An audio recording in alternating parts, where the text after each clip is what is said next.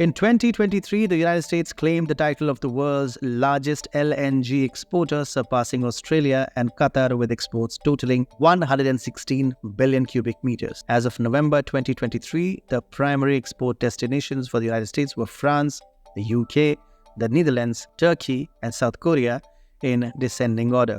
Notably, around 50% of the European Union's natural gas imports in 2023 originated from the United States, enabling the EU to take a significant step toward diversifying energy supplies. Welcome to TFI Global, the antidote to mass delusion. After Russia annexed Crimea from Ukraine in 2014, the United States unleashed its go-to foreign policy weapon, targeted sanctions, employing measures like asset freezes, travel bans, and restricting Russian oil imports to the West. The US aimed to hit Russia where it hurts the most. Unfortunately, these not-so-smart sanctions failed to deliver the intended blow. Not content with merely sanctioning Russia, the US strong-armed the entire European Union into joining the fray, citing the noble cause of satisfying Europe's needs. To meet the EU's demands, that is, energy demands, the US initially revved up its oil drilling, transforming from scrappy wildcatters into oil magnates, ultimately claiming the title of the world's largest producer.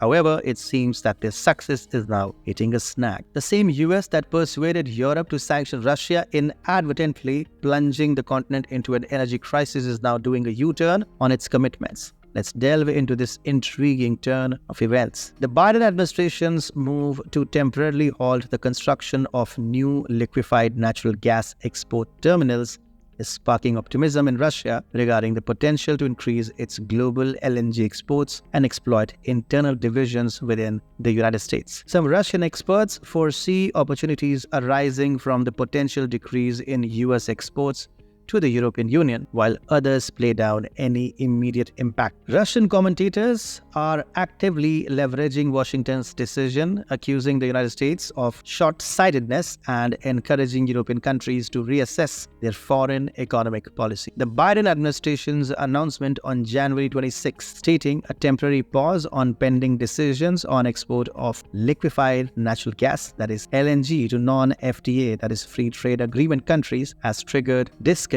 among Republicans, the oil and gas lobby, and intellectuals. The repercussions of this decision extend beyond the United States and its strategic ally, resonating particularly positively in Russia. Experts and public figures in Russia applaud the decision as potentially detrimental to the EU and as a step that could create additional domestic problems in the US affair. The Russian government appears pleased at the prospect of oil and gas extracting states like Texas potentially facing difficulties, leading to additional discord within American society. Russian officials, including Deputy Prime Minister Alexander Rahr, have initiated discussions on Moscow's willingness to negotiate with Brussels on reinstating trade routes for natural gas via various paths, including, and interestingly, through Ukraine. Russia has threefold reasons to celebrate the Biden administration's extremely stupid decision. Firstly, Russia aims to enhance its global LNG exports. Secondly, Russia seeks to foster another divide between the European Union and the United States. Thirdly, Russia anticipates an increase in internal problems and divisions within the United States. In 2023, the United States claimed the title of the world's largest LNG exporter, surpassing Australia and Qatar with exports totaling 116 billion cubic meters. As of November 2023, the primary export destinations for the United States were France, the UK, the Netherlands, Turkey, and South Korea in descending order. Notably, around 50% of the European Union's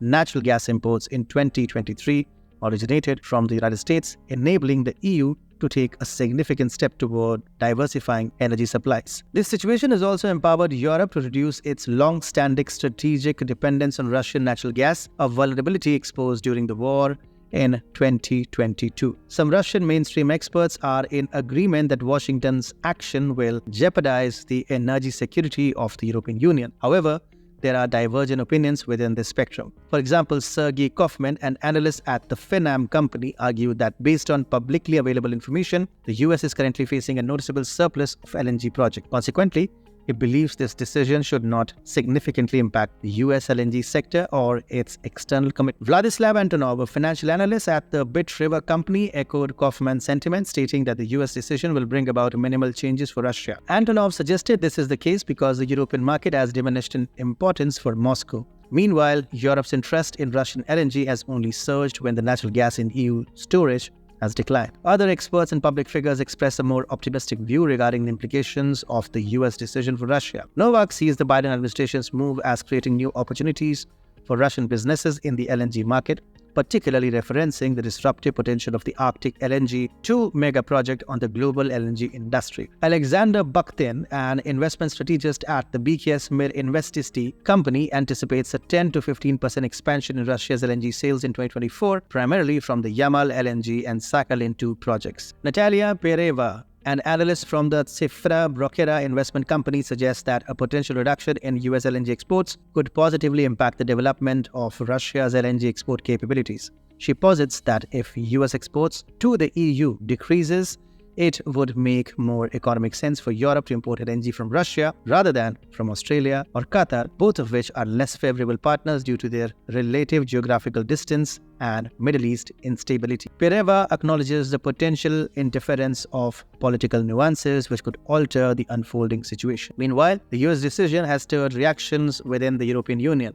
On one hand, approximately 60 members of the EU Parliament collaborated on a joint letter expressing concern to President Biden regarding the decision. Concurrently, Biden's move appears to have galvanized pro-Russian forces within the EU political landscape to voice their opinions. One notable figure in this context is Alexander Rahr, a Germany-based pro-Kremlin political scientist who accused Germany's political leadership of betraying the European Union and its aspirations for the United States to serve as a dependable long-term provider of essential energy resources. Additionally, he accused the United States of demonstrating short-sightedness by refusing Putin, who was ready to continue supply gas. He concluded by urging Germany to remedy its foreign economic policy in such a way that Germany no longer ignores severe geopolitical realities, hinting that the United States may not be a reliable LNG supplier. Simultaneously, Russian media outlets intensified their rhetoric to align with Rahr's views.